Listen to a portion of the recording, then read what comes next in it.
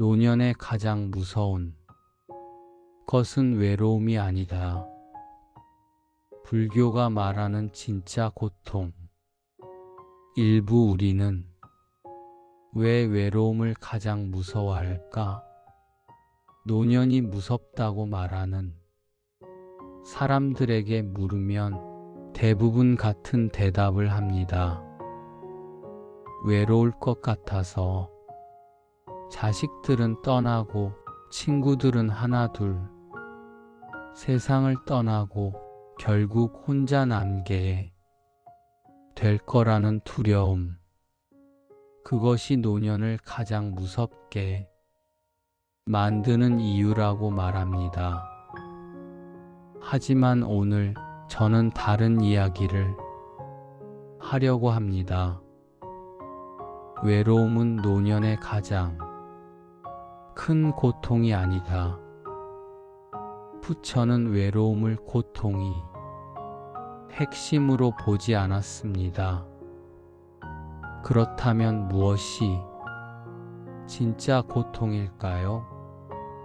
외로움보다 더 오래 남고 더 깊게 사람을 무너뜨리는 것은 무엇일까요? 노년 외로움이라는 공식. 우리 사회는 노년과 외로움을 거의 동의어처럼 사용합니다. 노인 외로운 사람, 혼자 사는 노인 고독사, 자식과 떨어져 사는 노인 버려진 사람.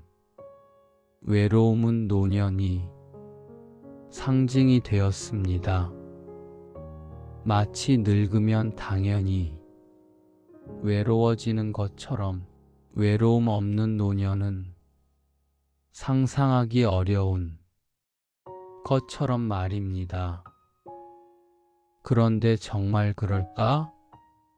여기서 우리는 한 가지를 구분해야 합니다. 혼자 있는 것과 외로움은 다릅니다.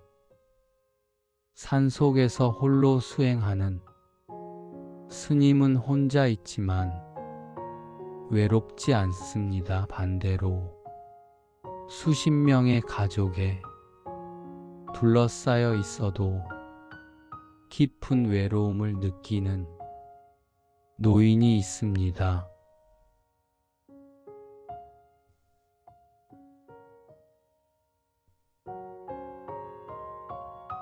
외로움은 언제 고통이 되는가? 외로움 그 자체는 고통이 아닙니다. 외로움을 어떻게 대하느냐가 고통을 만듭니다.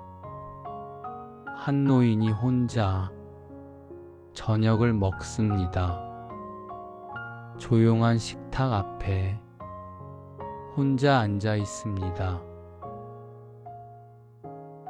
평온함. 오늘 하루도 무사히 지나갔구나. 어떤 날은 이 고요함이 평화롭습니다.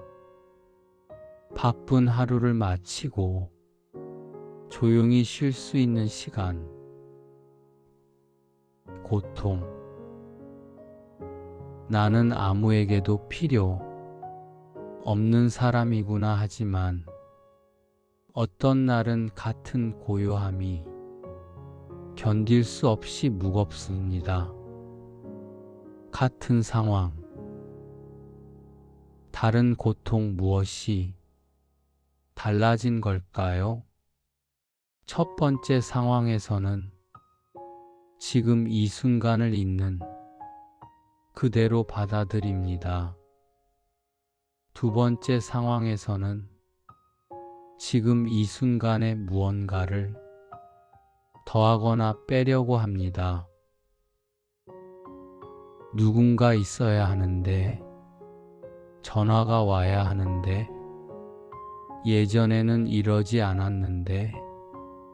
외로움이 고통이 되는 순간은 지금 이 순간이 달라야 한다고 생각할 때입니다.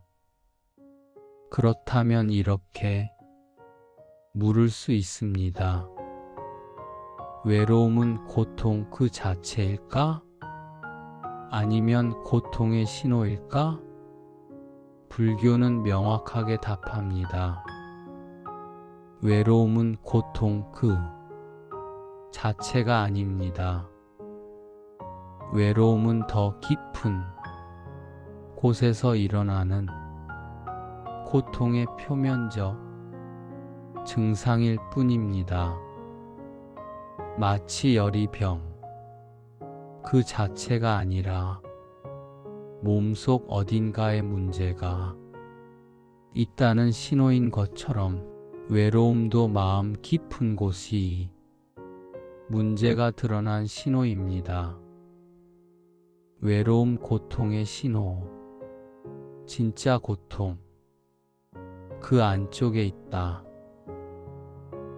불교에서 말하는 고는 감정이 아닙니다. 부처가 말한 고는 만족스럽지 못함, 불완전함, 지속되지 못함을 의미합니다. 두카,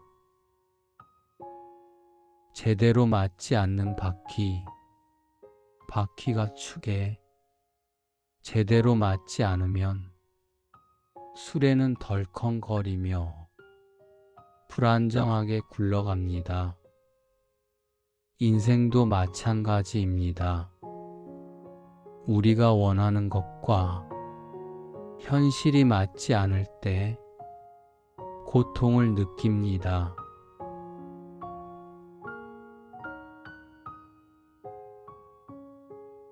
고통은 집착에서 생긴다. 집착이 고통을 만든다. 부처는 사성제에서 고통의 구조를 설명합니다. 1. 삶은 고통이다. 이 고통의 원인은 집착이다. 3. 고통은 소멸될 수 있다. 4. 고통을 소멸시키는 길이 있다. 여기서 중요한 것은 두 번째 진리입니다. 고통의 원인은 집착입니다. 슬픈 일이 일어나서 고통스러운 것이 아닙니다. 슬픈 일에 집착하기 때문에 고통스러운 것입니다. 비가 내립니다. 농부에게 비는 축복입니다. 하지만 야외 결혼식을 준비한 사람에게 비는 재앙입니다.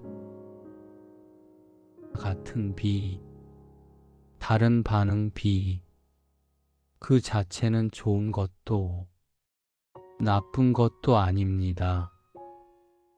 비는 그저 비입니다. 하지만 우리가 비에 대해 어떤 기대를 가지고 있느냐에 따라 비는 축복이 되기도 하고 재앙이 되기도 합니다. 이것이 집착입니다. 집착 어떤 것이 이래야 한다는 고정된 생각. 노년에도 똑같은 일이 일어납니다. 자식이 전화를 하지 않습니다.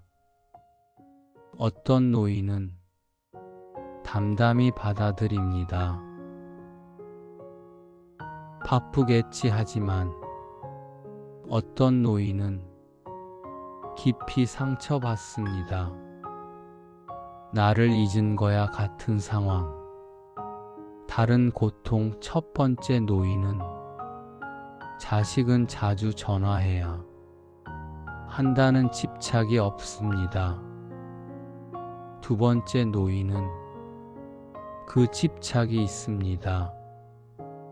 부처는 이렇게 말했습니다. 고통은 외부에서 오는 것이 아니라 우리 마음이 만드는 것이다. 생로병사의 진짜 의미. 부처는 생로병사를 인생의 4가지 큰 고통이라 했습니다. 생로병사, 태어남, 늙음, 병든, 죽음. 늙는 것 자체가 고통이 아닙니다. 나무도 늙고 산도 늙습니다. 자연에서 늙음은 고통이 아닙니다. 하지만 인간에게 늙음이 고통인 이유는 우리가 젊음을 붙잡으려 하기 때문입니다. 젊어야 한다. 예전의 나로 돌아가야 한다. 집착 25살의 몸을 70살까지 유지하려는 마음. 이것이 늙음을 고통으로 만듭니다. 병도 마찬가지입니다. 병 그 자체보다 더 큰 고통은 건강해야 한다는 집착입니다. 병의 고통, 병을 받아들이지 못하는 고통. 나이 들면 몸이 약해집니다. 이것은 자연스러운 현상입니다. 하지만 우리는 이것을 받아들이지 못합니다. 예전처럼 건강해야 한다고 생각합니다. 이 생각이 병보다 더 우리를 괴롭힙니다. 죽음도 마찬가지입니다. 우리가 두려워하는 것은 죽음이 아니라 죽음에 대한 상상입니다. 나는 사라지면 안 된다. 집착 부처는 이 모든 고통이 뿌리에 같은 것이 있다고 말합니다.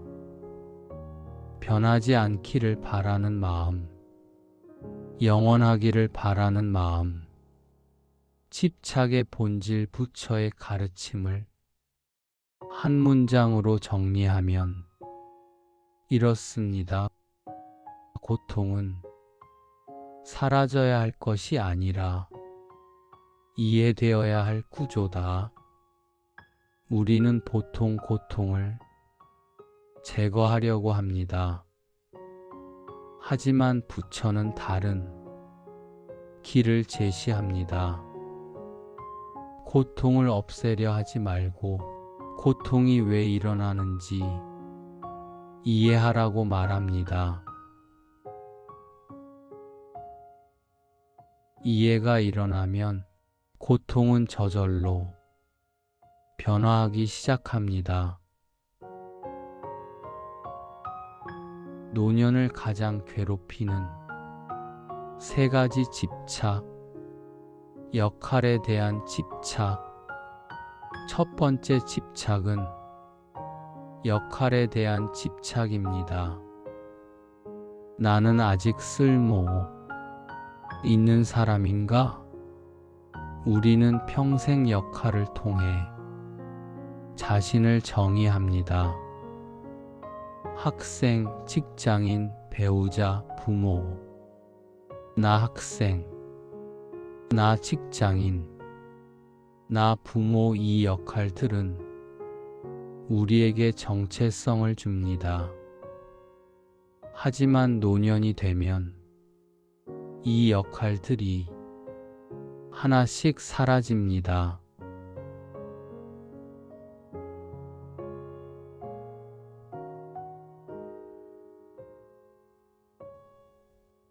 퇴직합니다.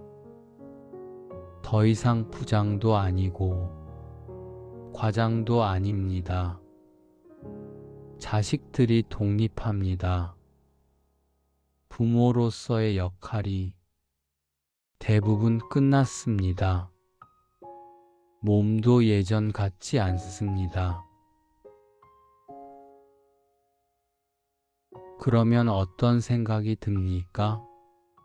나는 이제 아무것도 아니구나.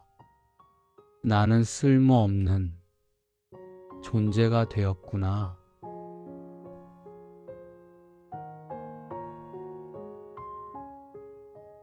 이것이 역할에 대한 집착입니다. 내 가치가 내가 하는 일에 달려 있다는 믿음하지만 부처는 묻습니다. 당신의 본질은 역할입니까? 존재입니까? 아기를 생각해 보십시오. 갓 태어난 아기는 아무 역할도 하지 못합니다. 아무것도 생산하지 못합니다. 그런데 우리는 아기를 쓸모없다고 생각합니까? 아니냐, 아기는 역할이 아니라 존재 자체로 소중합니다. 있다는 것만으로 의미가 있습니다. 노년도 마찬가지입니다. 부모 역할을 하지 않아도, 직장에 나가지 않아도 당신은 여전히 소중한 존재입니다. 존재 자체의 가치, 역할과 무관한 가치하지만 우리는 이것을 믿지 못합니다. 평생 역할로 가치를 증명해왔기 때문입니다. 이 집착이 노년을 괴롭힙니다. 외로움보다 더 깊은 곳에서 관계에 대한 집착. 두 번째 집착은 관계에 대한 집착입니다. 자식, 가족, 인정. 많은 노인들이 말합니다. 자식들이 연락을 안 해. 명절에만 보러 와. 여기에는 깊은 집착이 숨어 있습니다. 나는 평생 너를 키웠으니 너는 나를 챙겨야 한다.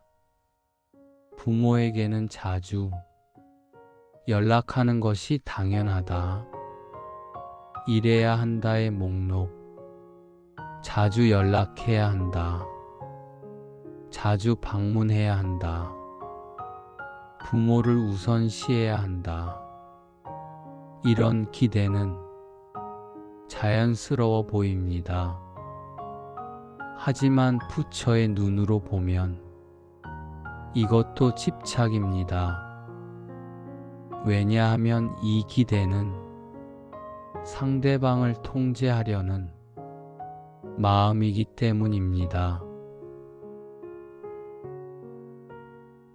자식이 연락하면 당연한 것이고 연락 안 하면 섭섭한 것이 됩니다.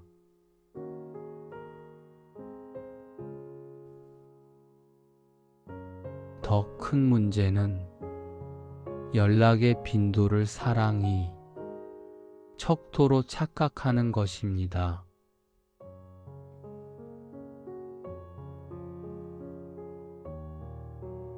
매일 전화해도 마음이 없으면 그것은 형식일 뿐입니다. 반대로 가끔 연락해도 진심이 담겨 있으면 그것은 충분한 사랑입니다. 부처는 이렇게 말합니다.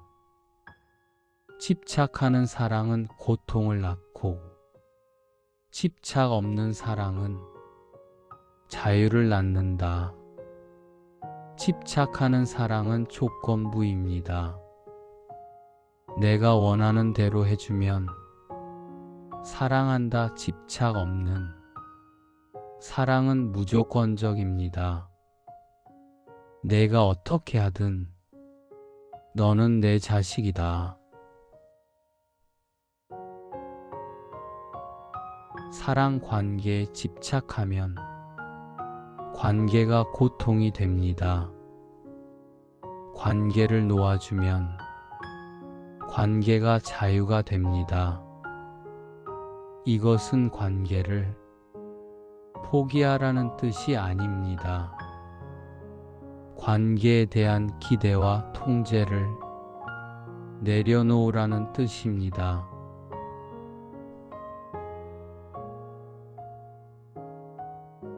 자식이 연락하면 감사히 받고 연락 안 해도 담담히 지냅니다.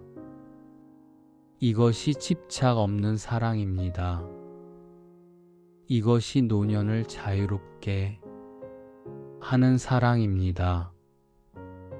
과거에 대한 집착. 세 번째 집착은 과거에 대한 집착입니다. 후회, 비교. 그때 그 선택만 달랐더라면. 노년이 되면 과거를 많이 떠올립니다. 어쩔 수 없습니다. 앞으로 남은 시간보다 지나온 시간이 더 많으니까요. 과거를 돌아보는 것 자체는 문제가 아닙니다. 문제는 과거에 머무는 것입니다.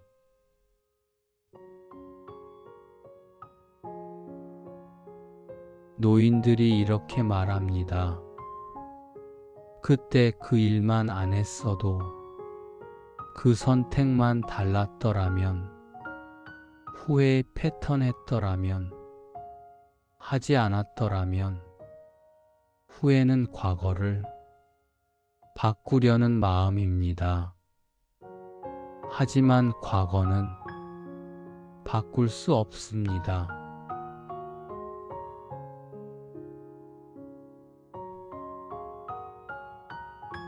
어떤 노인들은 과거와 현재를 비교합니다. 예전에는 이렇게 안 했는데, 젊었을 때는 이것도 할 수 있었는데. 과거를 이상화하는 것입니다. 하지만 진짜 과거는 그렇지 않았습니다. 과거에도 힘든 일이 있었고, 걱정이 있었고, 고통이 있었습니다. 기억의 왜곡. 고통은 희미해지고, 좋았던 것만 선명해진다. 부처는 이렇게 말합니다. 과거에 살지 말라. 미래를 꿈꾸지 말라. 오직 지금 이 순간에 깨어 있으라. 과거는 이미 사라졌습니다. 미래는 아직 오지 않았습니다. 우리에게 있는 것은 오직 지금뿐입니다. 하지만 많은 노인들이 현재에 있지 않습니다. 과거에 머물러 있거나 미래를 불안해합니다. 과거를 후회하고 미래를 불안해하는 사이, 정작 지금 이 순간은 놓쳐버립니다. 사부. 왜 외로움은 가장 나중에 오는가? 집착이 무너지는 순서. 노년의 고통은 순서가 있습니다. 먼저 역할이 사라집니다. 퇴직하고 부모 역할이 줄어들고 사회적 위치가 약해집니다. 1단계 역할 상실. 나는 누구인가? 그 다음 관계가 변합니다. 자식들이 독립하고 친구들이 멀어지고 배우자와의 관계도 변화합니다. 2단계 관계 변화. 나는 누구에게 필요한가? 그 다음 과거를 돌아봅니다. 지나온 삶을 평가하고 선택들을 후회합니다. 3단계 과거 집착. 내 인생은 무엇이었나? 이 모든 과정을 거쳐도 아직 외로움은 오지 않습니다. 왜냐하면 아직 무언가를 붙잡고 있기 때문입니다. 역할을 되찾으려 하거나 관계를 회복하려 하거나 과거를 정리하려 하거나 무언가를 하려는 마음이 있는 동안은 외롭지 않습니다. 기대가 무너질 때 이것은 중요한 통찰입니다. 기대가 있으면 외롭지 않다. 역할을 되찾을 수 있다는 기대가 있으면 그 기대로 하루를 채울 수 있습니다. 자식이 언젠가 더 자주 올 거라는 기대가 있으면 그 기대로 마음을 달랠 수 있습니다. 시간이 지나면서 이 기대들이 하나씩 무너집니다. 역할은 돌아오지 않습니다. 관계는 예전으로 돌아가지 않습니다. 과거는 정리되지 않습니다. 기대의 붕괴 하나씩 하나씩, 그리고 마침내 모든 기대가 무너졌을 때 외로움의 정체, 모든 기대가 무너진 뒤 마지막으로 남는 것이 외로움입니다. 4단계 외로움. 이제 아무것도 없다. 이제 되찾을 역할도 없고 회복할 관계도 없고 정리할 과거도 없습니다. 앞으로 나아갈 방향도 없고 기대할 변화도 없습니다. 그냥 여기에 홀로 있을 뿐입니다. 순수한 존재만 남음. 이 외로움은 다른 외로움과 다릅니다. 젊을 때의 외로움은 아직 만나지 못했다는 외로움입니다. 노년의 외로움은 이제 아무것도 남지 않았다는 외로움입니다.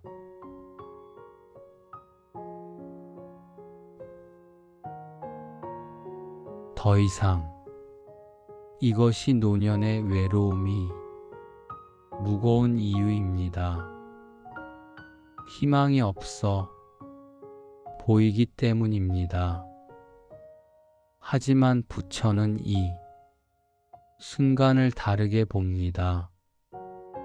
모든 것이 무너진 순간, 새로운 시작, 집착이 무너지고 기대가 사라지고 역할과 관계와 과거가 모두 놓아졌을 때, 바로 그때 진짜 자유가 시작될 수 있습니다. 외로움은 고통이 시작이 아니라 고통의 결과다. 집착이 무너지고 관계 집착이 무너지고 과거 집착이 무너진 뒤에야 비로소 외로움이 옵니다. 외로움은 모든 집착이 소진된 뒤에 남는 순수한 감정입니다. 외로움 집착의 잔해. 오부 부처는 노년을 어떻게 바라보았을까? 노년은 내려놓음의 시기. 우리 사회는 노년을 실패로 봅니다. 젊음을 잃었으니 실패, 건강을 잃었으니 실패, 역할을 잃었으니 실패. 하지만 부처는 노년을 전혀 다르게 봅니다. 어린 시절은 배우는 시기입니다. 청년은 경험하는 시기입니다. 중년은 책임지는 시기입니다. 그렇다면 노년은 내려놓는 시기입니다. 평생 짊어지고 온 것들을 하나씩 내려놓는 시기입니다.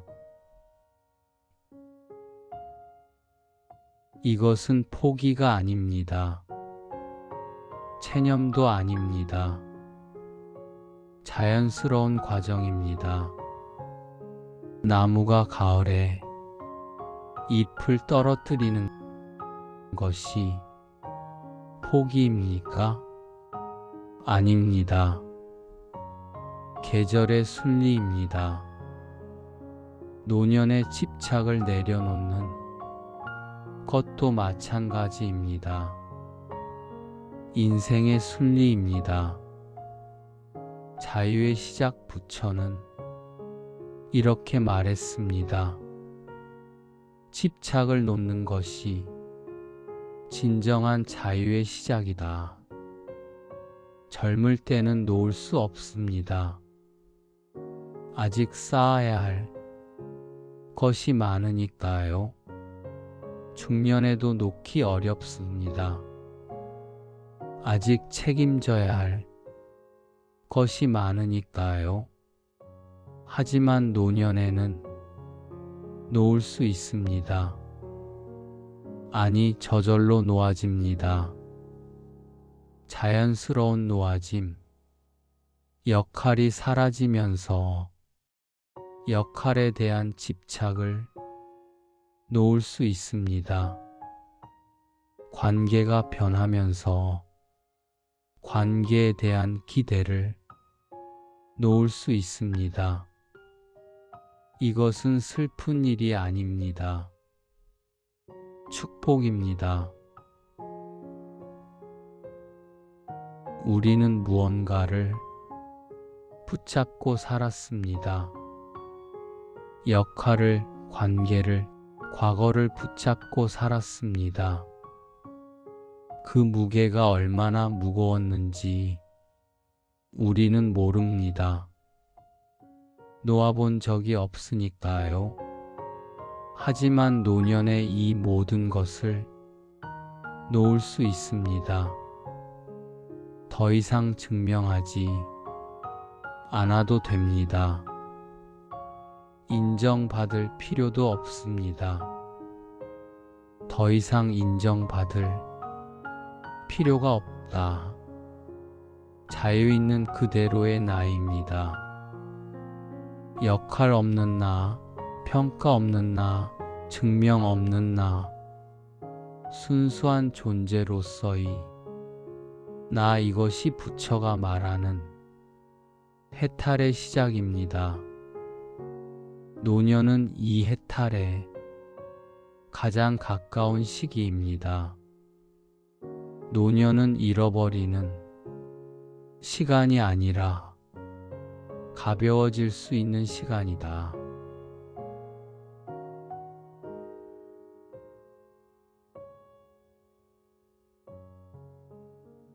고통을 바라보는 명상. 편안한 자세로 앉으십시오. 눈을 감아도 좋고 가볍게 뜬 채로 바닥을 바라봐도 좋습니다. 이제부터 10분간 우리는 고통을 바라볼 것입니다. 없애려 하지 않고 도망가려 하지 않고 그저 바라볼 것입니다. 외로움을 없애려 하지 않아도 됩니다. 그저 바라보십시오. 외로움이 느껴진다면 그 외로움을 느끼십시오. 슬픔이 있다면 그 슬픔을 느끼십시오. 저항하지 마십시오. 감정은 파도와 같습니다. 밀려왔다가 저절로 물러갑니다.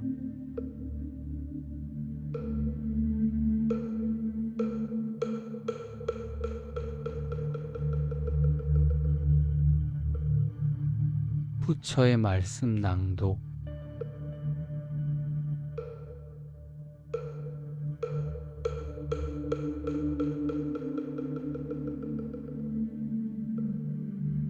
집착하는 한 괴로움은 끝나지 않는다.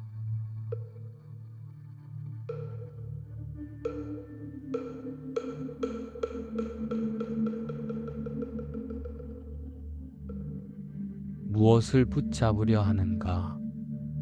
무엇을 놓지 못하는가? 역할인가? 관계인가? 과거인가? 그것을 바라보라. 이름을 붙이지 말고 판단하지 말고 그저 바라보라. 놓아버릴 때 마음은 쉬기 시작한다. 놓는다는 것은 버리는 것이 아니다. 자연스럽게 손을 펴는 것이다.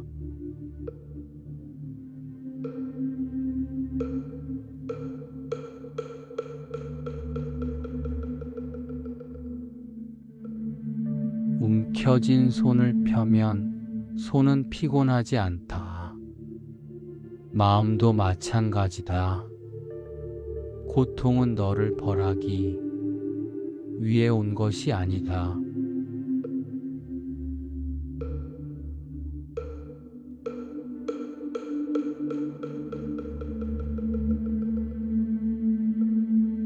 고통은 내가 무언가를 붙잡고 있다는 신호일 뿐이다.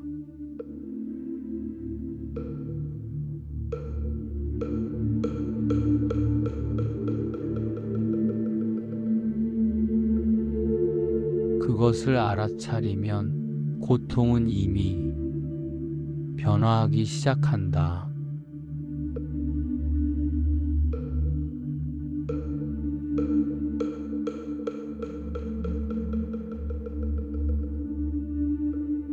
외로움을 두려워하지 마라. 외로움은 너의 적이 아니다.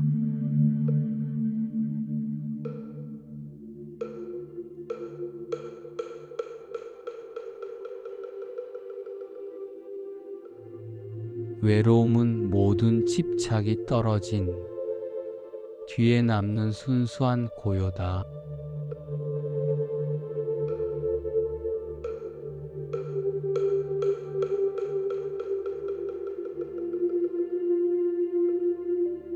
그 고요 속에서 너는 마침내 쉴 수 있다.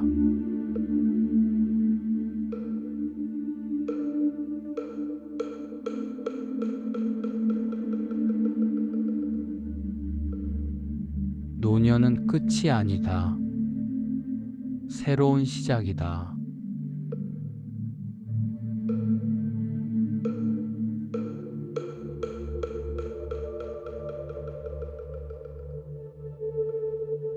모든 것을 놓고 가벼워지고 자유로워지는 시작이다.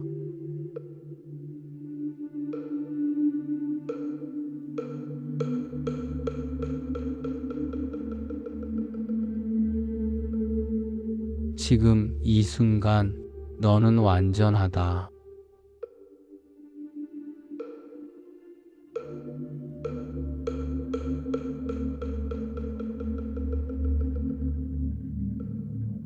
노년의 고통은 외로움이 아니었다.